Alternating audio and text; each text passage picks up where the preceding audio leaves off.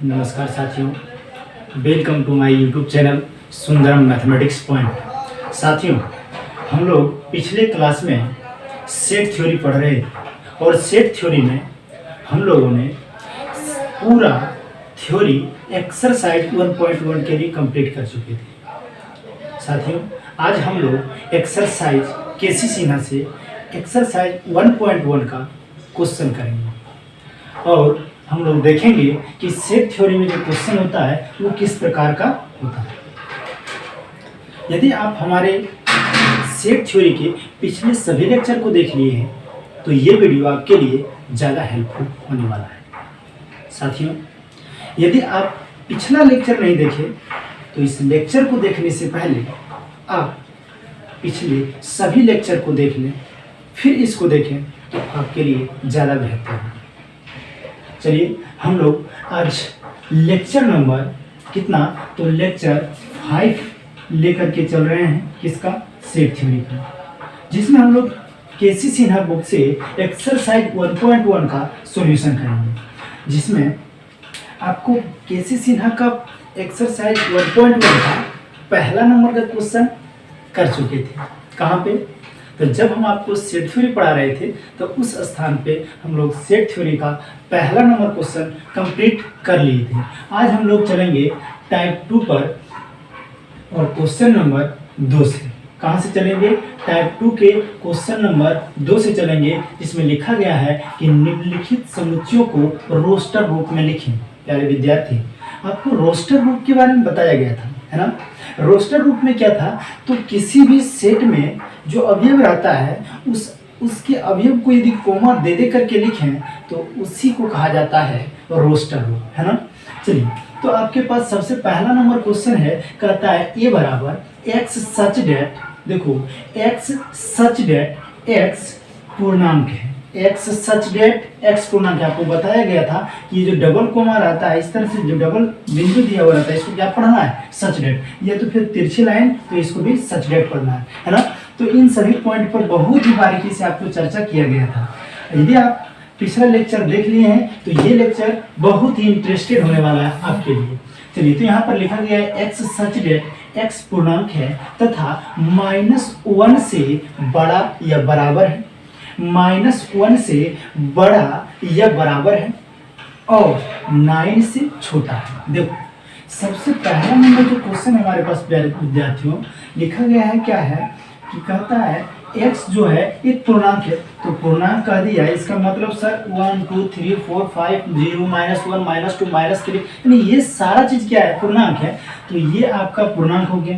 कहता है लेकिन सिर्फ पूर्णांक का ही बात नहीं, तथा -1 से बड़ा या बराबर, तो बताओ -1 से बड़ा, तो यहाँ पर -1 से बड़ा हो जाएगा कौन, 0 1 2 3 4 5 6 7 8, और कहता है 9 से छोटा, तो यदि 9 लेंगे तो 9 से छोटा, तो 9 से छोटा नहीं लेना है, और कहता है -1 से बड़ा या -1 के बराबर, तो -1 से बड़ा भी बोल रहा है और -1 भी बोल रहा है, बराबर है, इसका मतलब कि -1 भी। इसका मतलब यहाँ से क्या हो गया कि -1 0 1 2 3 4 5 6 7 8, और यहाँ पर 9 नहीं होगा क्योंकि यहाँ कंडीशन लिखा गया है विद्यार्थी, -1 से बड़ा होगा x और 9 से छोटा होगा। ठीक है, -1 से बड़ा और 9 से क्या होगा, छोटा होगा। तो आपका ये जो कंडीशन है, इसके आधार पर ये सारा एलिमेंट आने वाला है।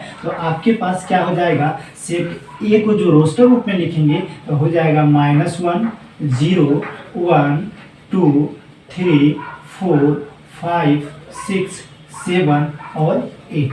ये जो आपके पास आ गया है विद्यार्थी, ये क्या है, तो यही कहलाएगा इसका रोस्टर फॉर्म। चलिए, दूसरा नंबर क्वेश्चन आपके पास है, कहता क्या है, ध्यान से देखिएगा, कहता है एक्स सच डेट एक्स विषम पूर्णांक है। क्या है, एक्स सच डेट एक्स विषम पूर्णांक है। ठीक है, तो x विषम पूर्णांक है तथा वो क्या होना चाहिए, कहता है -2 से क्या होना चाहिए, बड़ा होना चाहिए। विषम पूर्णांक, और वो भी क्या होना चाहिए, -2 से बड़ा होना चाहिए। तो यहाँ पर -2 से बड़ा होना चाहिए और वो भी होना चाहिए क्या, विषम पूर्णांक। तो -2 से बड़ा कौन होता है, तो बताओ यहाँ कह रहा है, ध्यान से देखना, कह रहा है -2 से बड़ा, -2 से बड़ा। तो बताओ -2 से बड़ा -1 हो जाएगा, 0 हो जाएगा, 1 हो जाएगा, 2 हो जाएगा, 3 4 5 6 7 8 9 डॉट डॉट डॉट। चलो इस तरीके से। लेकिन कहता है विद्यार्थी क्या कि विषम पूर्णांक होना चाहिए। तो बताओ -1 क्या हो जाएगा विषम, 0 तो नहीं होगा, फिर यहाँ पर 1 होगा, 2 नहीं होगा विषम, ठीक है, यहाँ पर 3 होगा, 4 नहीं होगा विषम, 5 होगा, 6 नहीं होगा विषम, 7 होगा, 8 नहीं होगा विषम, 9 होगा। तो यानी आपको पता चल गया कि यहाँ पर कह रहा है x विषम पूर्णांक है तथा x जो है वो क्या है -2 से बड़ा। तो आपके पास जो सेट बी आएगा विद्यार्थी वो क्या आने वाला है, तो यहाँ पर आने वाला है आपके पास -1 1 3 5 7, यहाँ पर 9 और आपके पास क्या है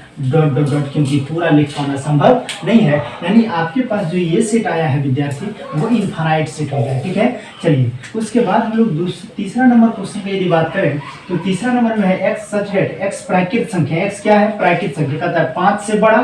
तो यहाँ पर देखिए सी सेट में कहता है 5 से बड़ा, तो यहाँ पर 5 से बड़ा क्या हो जाएगा 6 7 8 9 10 11 12 13 14 15 16 17 18 19, फिर यहाँ पर आपके पास हो जाएगा 20 21 22 23 24 25 और कहता है क्या है 26 से छोटा या 26 के बराबर, तो यहाँ पर 25 और उसके बाद 26। और ये जो आपके पास आ गया विद्यार्थी यही कहलाएगा सी सेट के लिए रोस्टर रूप। रोस्टर रूप में हम आपको ये समझा रहे हैं कि हमेशा अवयवों को किस में लिखा जाता है, तो अवयवों को कोमा देकर लिखा जाता है। किस में लिखना है इसको, तो रोस्टर रूप में, ध्यान दीजिएगा।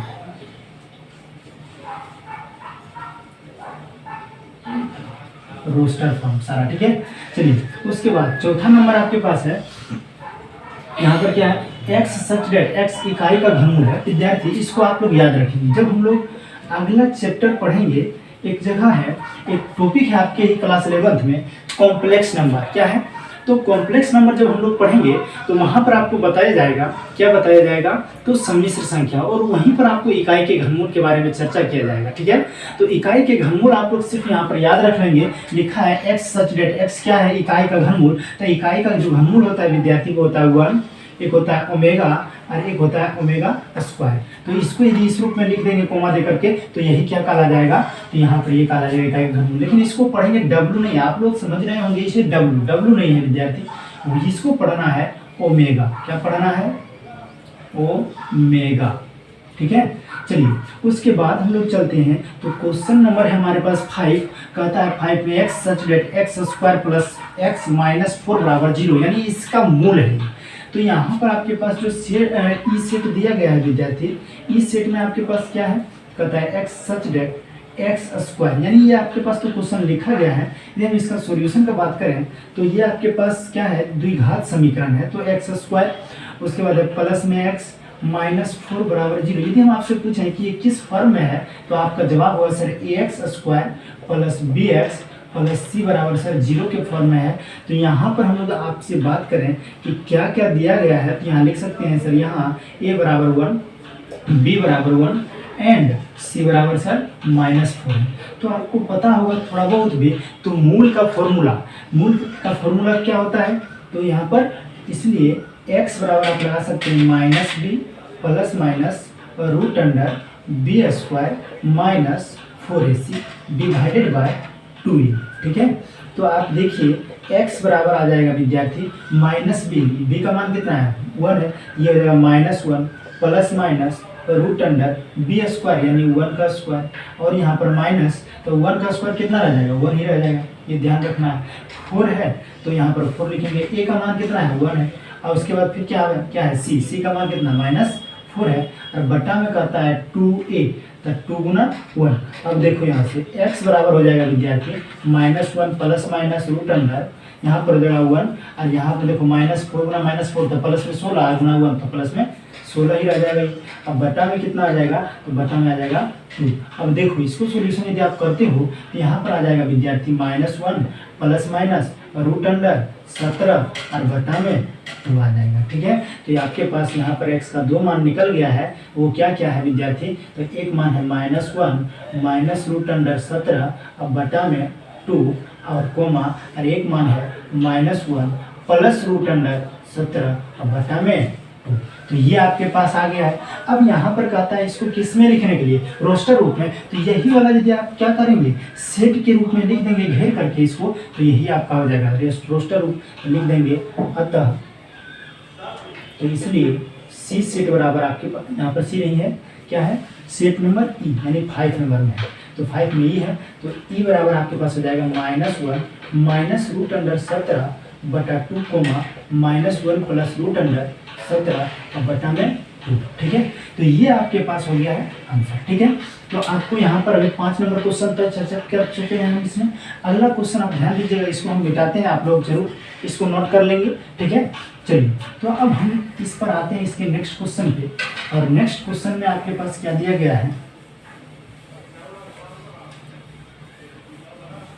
चलिए नेक्स्ट क्वेश्चन आपके पास 6 नंबर। इसमें 6 नंबर क्या है, कहता है f, देखो यहाँ से 6 number, the x such that x 24 से छोटी अभाज्य संख्या है। अभाज्य संख्या हम लोग किसको कहते हैं, ये याद होगा आप लोगों को।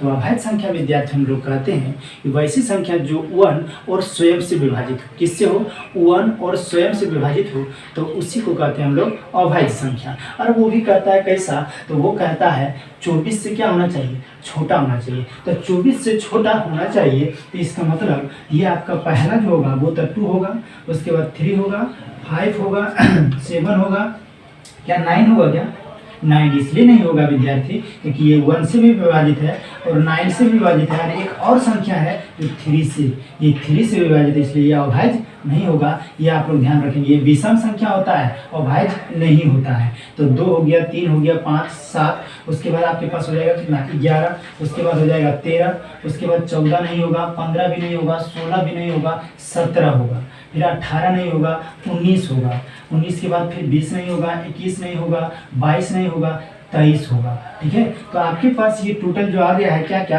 तो होगा 2, 3, 5, 7, 11, 13, 17, 19 और 23। यानी आपके पास जो एफ सेट है विद्यार्थी वो क्या आने वाला है, तो होने वाला है 2, 3, 5, 7, यहाँ पर हो जाएगा 11, 13, 17, 19 और उसके बाद 23। ये जो आपके पास आया है यही आपका क्या हो जाएगा, इसका आंसर हो जाएगा। चलिए उसके बाद हमारे पास विद्यार्थी 7वां नंबर क्वेश्चन है, कहता है जी एक्स सच दैट एक्स 2 अंकों की संख्या है। कौन अंकों की संख्या है, 2 अंकों की। कहता है जिसके अंकों का योग कितना होना चाहिए, तब 4 होना चाहिए। अब देखो यहाँ से ये क्वेश्चन बहुत ही अच्छा है। आपके पास देखो कह रहा है कि ये 2 अंकों की संख्या है, कैसी है, 2 अंकों का बताओ। 2 अंकों की संख्या कहाँ से स्टार्ट होता है, तो आप जानते हैं 2 अंकों की संख्या 10 से स्टार्ट होता है। तो 10, 11, 12, 13, 14, 15, 16, 17, 18, 19, 20, 21 डॉट डॉट डॉट, उसके बाद फिर यहाँ पर क्या 22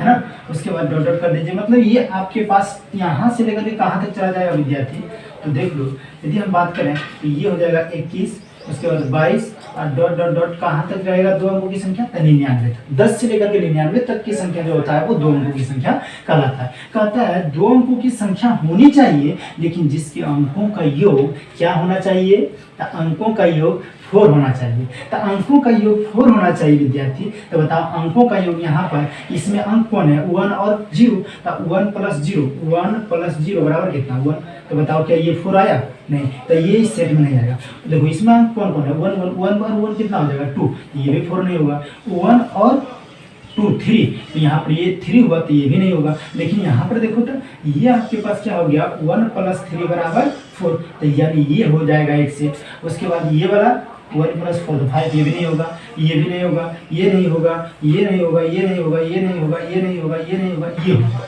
देखो 2 प्लस 2 बराबर 4, यानी अंकों का योग जिसका हो जाएगा 4, उसी 2 अंकों वाली संख्या को इसमें रखना है। तो आप देखिए यहाँ पर जी बराबर क्या हो जाएगा, तो आपके पास पहला जो संख्या होगा वो हो जाएगा 13, फिर आपके पास हो जाएगा 22, फिर आपके पास क्या हो जाएगा 31, फिर आपके पास क्या हो जाएगा, तो आपके पास हो जाएगा 40। और तो आप हमको नहीं लगता है कि और कोई संख्या होगा। तो यहाँ पर आपके पास 2 अंकों की मात्र ये जो संख्या है, यही 2 अंकों की एक ऐसी संख्या है जिसका क्या है, यहाँ पर योग जो है 4 होता है। ठीक है, चलिए अगला क्वेश्चन आपके पास है। h बराबर कहता है h x such that x धन पूर्णांक है और जिसका क्या है, स्क्वायर का जो सम स्क्वायर जो होना चाहिए वो 40 से क्या होना चाहिए, छोटा।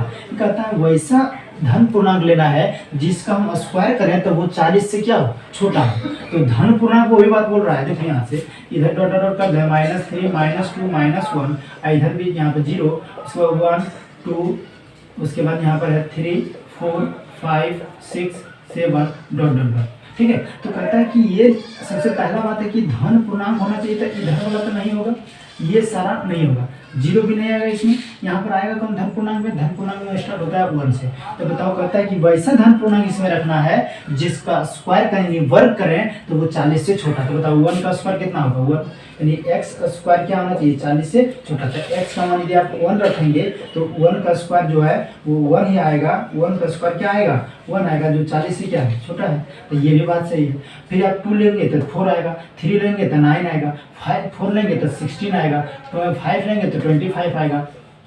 5 का स्क्वायर करेंगे तो क्या आएगा, 25, जो क्या है 40 से छोटा है।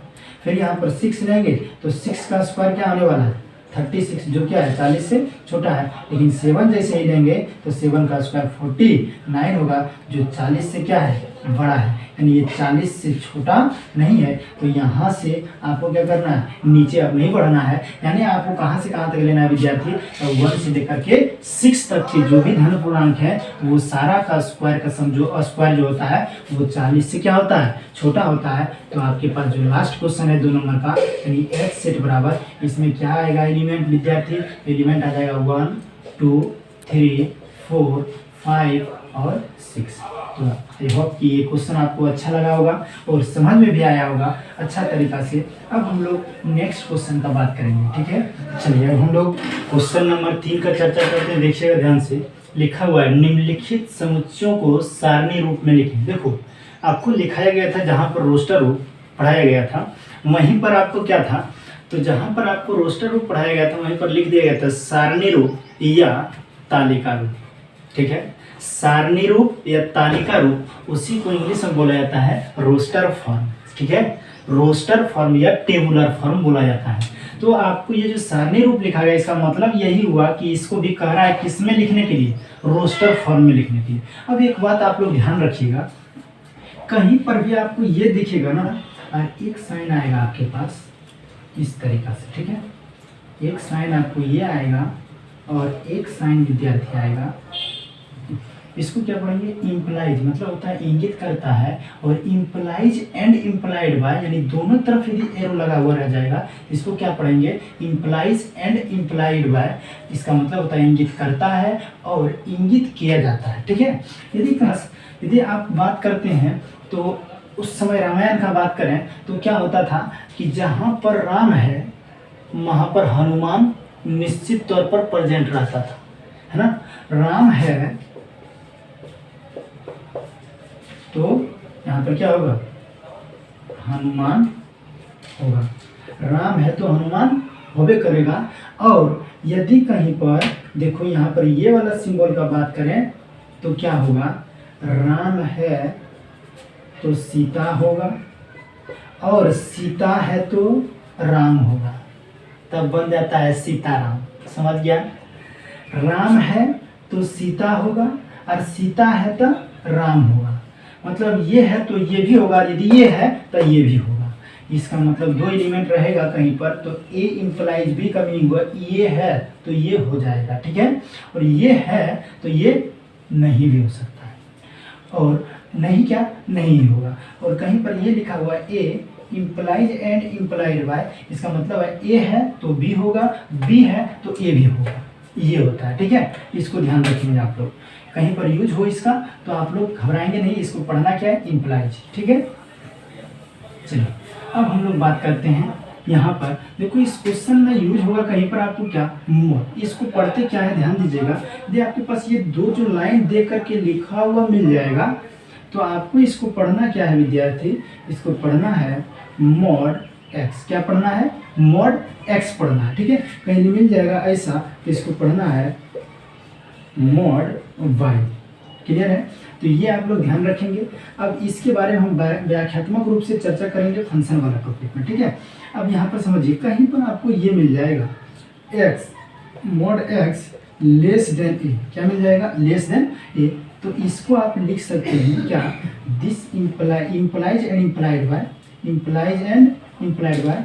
तो यदि आप मॉड हटाना चाहते हैं तो यहाँ क्या हो जाएगा, ये हो जाएगा, जिससे यहाँ पर कह रहा है मॉड एक्स क्या होना चाहिए, ए से छोटा होना चाहिए, मॉड ए क्या होना चाहिए, मॉड एक्स क्या होना चाहिए, ए से छोटा।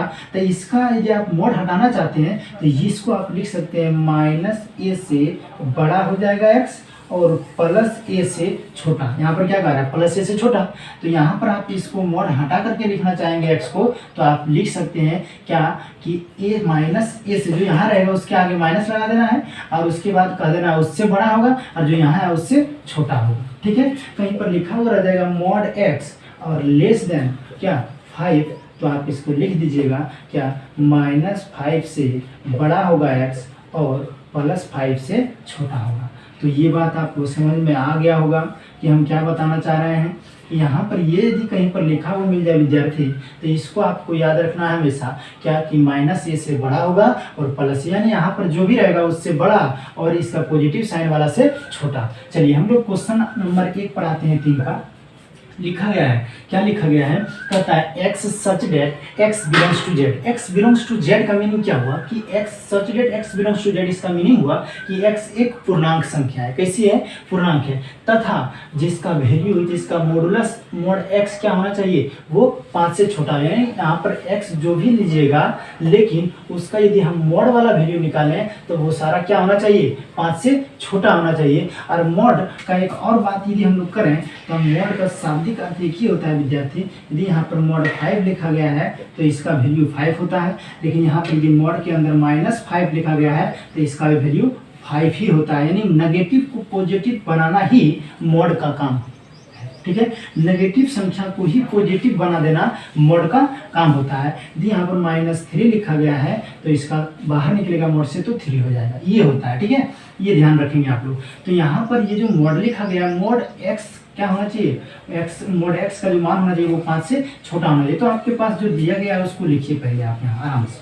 क्या लिखा गया है कि कहता है जो मॉड एक्स होना चाहिए वो 5 से छोटा और x क्या होना चाहिए, तो कहता है x बिलोंग्स टू जेड।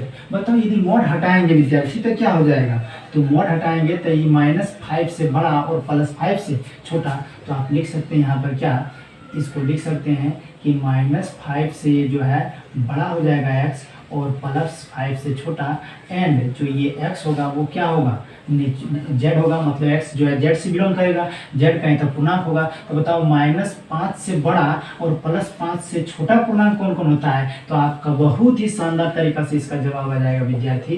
क्या आ जाएगा, तो यहाँ पर आपके पास आ जाएगा सर -5 से बड़ा -4 होता है, -3 होता है, -2 होता है, -1 होता है, 0 1 2 3 4। और आप यदि इस सभी का मॉडुलस वैल्यू निकालेंगे तो देखो मॉड -4 का वैल्यू क्या होता है, 4 होता है। ये भी 5 से क्या है, छोटा।